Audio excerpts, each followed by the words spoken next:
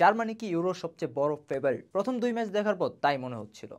কিন্তু গতকাল সুইজারল্যান্ডের বিপক্ষে ম্যাচের পর মনে হচ্ছে মেবি না। বড় টিমগুলোর বিপক্ষে আসলে ধরা খেতে পারে নাগলসম্যানের জার্মান দল। সো গ্রুপ স্টেজ শেষে আমরা আসলে কি ইন্ডিকেশন পাচ্ছি? স্বাগতিকরা আসলে কিভাবে খেলার চেষ্টা করছে?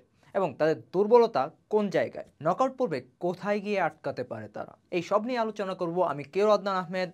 প্রথমেই আমরা দেখে নিই আসলে জার্মানির প্লেয়িং স্টাইলটা কেমন। এখন জন্ম সনদ দিয়ে খোলো বিকাশ স্টুডেন্ট অ্যাকাউন্ট। নিজের বিকাশ নিজে কর। জার্মানি মূলত 4-2-3-1 ফরমেশনে দল সাজিয়ে থাকে। তারা বেশ হাই ব্লকে খেলে, অর্থাৎ তাদের ডিফেন্সিভ লাইনটা অনেক উপরে থাকে, হুইচ মিনস তারা ম্যাচের সিংহভাগ সময় অ্যাকচুয়ালি প্রতিপক্ষের হাফে থাকে। তারা অবভিয়াসলি বেশ হাই ইন্টেন্সিটি এবং হাই প্রেসিং ফুটবল খেলে থাকে। তাদের আক্রমণের মূল অস্ত্র জামাল মুসিয়ালা এবং ফ্লোরিয়ান উইর্টজ। বলতে পারেন মূলত এই দুজনের উপর নির্ভর করে তাদের পুরো আক্রমণটা হয়ে থাকে। এই দুজনের কেউই কিন্তু আবার উইঙ্গার নন। এই দুজনকে আপনি বলতে পারেন actually hybrid number 10, inverted number 10 বা অন্য যে কোনো কিছু বলতে পারেন। আরেকজন নাম্বার 10 অলরেডি তাদের আছে, গুন্ডুগান। সো আপনি বলতে পারেন যে জার্মানি অ্যাকচুয়ালি 3জন নাম্বার 10 নিয়ে খেলে থাকে। এবং তাদের যে নাম্বার 9 হাভার্টস, আমরা জানি তিনিও কিন্তু ট্রেডিশনাল নাম্বার 9 নন। তিনি বলতে পারেন যে অনেকটা ফলস 9 বা তিনিও মোরলেস নাম্বার 10-ইশ পজিশনেই খেলে থাকেন। আক্রমণের বেলায় তাদের এই ফ্রন্ট ফোর বেশ ফ্লুইড, স্পেশালি এই 3 নাম্বার 10 তাদের মাঝখানে বেশ ঘন ঘন পজিশন অদল বদল করে থাকেন। সো এই ফ্রন্ট ফোর এত মোবাইল হওয়ার কারণে যেটা হয়, অপোনেন্টের জন্য তাদেরকে ডিফেন্ড করাটা অনেক কঠিন হয়ে দাঁড়ায়, স্পেশালি তাদেরকে মার্ক করার জন্য প্রতিপক্ষ দলকে দুটার একটা করতে হবে। হয় তাদের কোনো এক বা দুজন মিডফিল্ডার নিচে নেমে এসে তাদেরকে মার্ক করবেন, অথবা তাদের একজন বা দুজন সেন্টার ব্যাক এগ্রেসিভলি প্রেস করে উপরে উঠে যাবেন। সো সেন্টার ব্যাকদের এগ্রেসিভ প্রেসিংয়ের সমস্যা হচ্ছে, যদি সেন্টার ব্যাকরা উপরে উঠে আসে তাহলে তাদের পেছনে অনেক জায়গা ফাঁকা হয়ে যায়, যেই জায়গাটা অ্যাকচুয়ালি এক্সপ্লয়েট করতে পারেন হাভার্টস বা মুসিয়ালা বা ফ্লোরিয়ান উইর্টজ। এই চারজন তো আছেনই, এর বাইরে জার্মানির মিডফিল্ড এবং ডিফেন্সও কিন্তু তাদের আক্রমণে অনেক বেশি কন্ট্রিবিউট করে থাকে। তাদের দুই সেন্টার ব্যাক, স্পেশালি রুডিগারকে আপনি ঘন ঘন দেখবেন যে এখান থেকে লং বল খেলছেন হাভার্টসের উদ্দেশ্যে, যেটা আবার হাভার্টস খুব সুন্দর রিসিভ করছেন করে সামনে 1-2 পাসে আক্রমণে ওঠার চেষ্টা করছেন। মিডফিল্ডে ক্রুস এবং আন্দ্রিকের কম্বিনেশনটা ইম্পর্টেন্ট। এখানে তাদের খেলা অনেকটাই কমপ্লিমেন্টারি। আমরা জানি যে ক্রুস রিয়াল মাদ্রিদেও অলমোস্ট একই পজিশনে খেলে থাকেন এবং তিনি ঘন ঘন নিচে নেমে যান। তিনি বেশ ডিপ লাইং প্লেমেকার বলতে পারেন তাকে। তিনি জোনাটান তার পাশে চলে যান এবং এই পাশ থেকে তিনি অ্যাকচুয়ালি বিল্ড আপে সাহায্য করে থাকেন। এখান থেকে ছোট বড় পাসে তিনি মিডফিল্ডের কন্ট্রোলটা ধরে রাখার চেষ্টা করেন। যখন ক্রুস নিচে থাকছেন তখন আন্দ্রিক কিছুটা উপরে উঠে যান।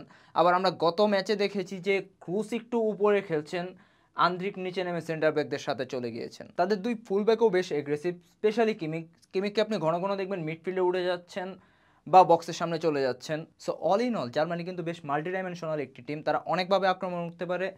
আমরা যে কয়েকটা প্রসেস বললাম এর বাইরেও কিন্তু তাদের হাতে অপশন রয়েছে। যেমন আমরা জানি যে হাভার্টসের বদলি হিসেবে খেলে থাকেন হচ্ছে নিকোলাস ফুলক্রক, যিনি more of A traditional number 9, যিনি সামনে এসে এত কারিগরি করে না। তার দায়িত্ব হচ্ছে বক্সের সামনে দাঁড়িয়ে থাকা এবং এখানে কোনো ক্রস গেলে বা কোনোভাবে তার কাছে বল গেলে সেটা ফিনিশ করার ট্রাই করা। কিন্তু জার্মানির সমস্যাটা আসলে কোন জায়গায়? সুইজারল্যান্ড তাদের বেশ কিছু সমস্যা অ্যাকচুয়ালি এক্সপোজ করে দিয়েছে, যেটা অ্যাকচুয়ালি আমার মনে হয় নকআউট পর্বে গিয়ে এক্সপ্লয়েট করার চেষ্টা করবে অনেক দল। তাদের প্রথম এবং প্রধান সমস্যা আমি বলবো তাদের ডিফেন্সিভ লাইন। তাদের ডিফেন্স কিন্তু এতটা মোবাইল নয়। তাদের দুই ফুলব্যাকে যেহেতু উপরে উঠে যান, সো তাদের পেছনে একটা জায়গা ফাঁকা হয়ে যায়, যেটা এক্সপ্লয়েট করতে পারেন অপোনেন্ট উইঙ্গাররা। আবার রুডিগার, এই দুজনের কম্বিনেশন কিন্তু এতটা ভালো না। আমরা প্রথম 2 ম্যাচে দেখেছি তাদেরকে এত ভুগতে হয়নি, কারণ তারা দুর্বল দলের সাথে খেলেছে। যেই তারা দুজন প্রলিফিক উইঙ্গারের বিপক্ষে খেলেছে সুইজারল্যান্ডের, আমরা জানি যে এমবোলো এবং অন্ডোয়ে, এই দুজনেই কিন্তু বেশ ভুগিয়েছে রুডিগার এবং টাকে। এবং জার্মানি হাইলাইনে খেলার কারণে আরেকটা যে সমস্যা হয়েছে, ডিফেন্সিভ লাইনের পেছনে অনেক ফাঁকা জায়গা থাকে, যেটা এক্সপ্লয়েট করতে পারেন কুইক উইঙ্গাররা, যেটা করেছে অ্যাকচুয়ালি সুইজারল্যান্ড। এমবোলো এবং এন্ডোয়ে তারা দুজনেই অ্যাকচুয়ালি প্রচুর রান নিয়েছেন রুডিগার এবং টায়ের পেছনে। এই রাইট ব্যাক পজিশনে কিমিকের রেখে যাওয়া ফাঁকা স্পেসটা এক্সপ্লয়েট করে অ্যাকচুয়ালি সুইজারল্যান্ড প্রথম এবং একমাত্র গোলটা করেছিল তাদের। এবং সুইজারল্যান্ড প্রেসিংয়ের মাধ্যমেও কিন্তু এই ডিফেন্সিভ লাইনকে বেশ চাপে রেখেছিল। সো এই প্রথম আমরা দেখলাম যে টুর্নামেন্টে জার্মানি কোনো রকম চ্যালেঞ্জের মুখোমুখি হয়েছে। আমরা দেখেছি যে সুইজারল্যান্ড কিন্তু বলের দখল খুব একটা রাখেনি, তারা কাউন্টার করার ট্রাই করেছে এবং of the ball out of position কিন্তু তারা বেশ অ্যাগ্রেসিভ প্রেস করেছে জার্মানিকে, যেটার ফলে অ্যাকচুয়ালি জার্মানির অ্যাটাকের ধার অনেকটাই হারিয়ে গিয়েছিল। সো নকআউট পড়বেন জার্মানি যখন ফ্রান্স, ইতালি, স্পেন বা ইভেন অস্ট্রিয়ার মতো হাই প্রেসিং অ্যাগ্রেসিভ দলগুলোর মুখোমুখি হবে, তখন জুলিয়ান নাগলসম্যানের কপালে অ্যাকচুয়ালি বেশ কিছু ভাঁজ পড়তে পারে। স্পেশালি নকআউট পর্বের প্রথম ম্যাচে অর্থাৎ রাউন্ড অফ 16-এ জার্মানির নেক্সট ম্যাচেই কিন্তু তাদের মাথা ব্যথার দুটি বড় কারণ আছে। আমরা জানি যে গত ম্যাচে সুইজারল্যান্ডের বিপক্ষে ইয়েলো কার্ড দেখে জোনাথান টা অলরেডি 2টা ইয়েলো দেখে ফেলেছেন এই টুর্নামেন্টের, হুইচ মিনস তিনি নেক্সট ম্যাচে খেলতে পারবেন না।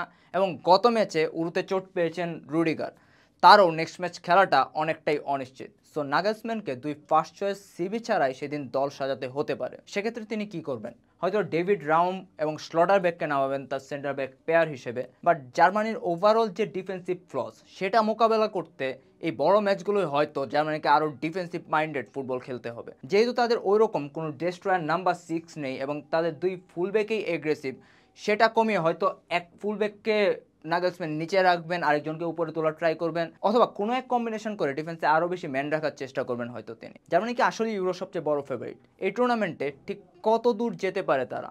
সেই জবাব জানিয়ে যান কমেন্ট বক্সে। পরবর্তী শোতে আবার দেখা হচ্ছে।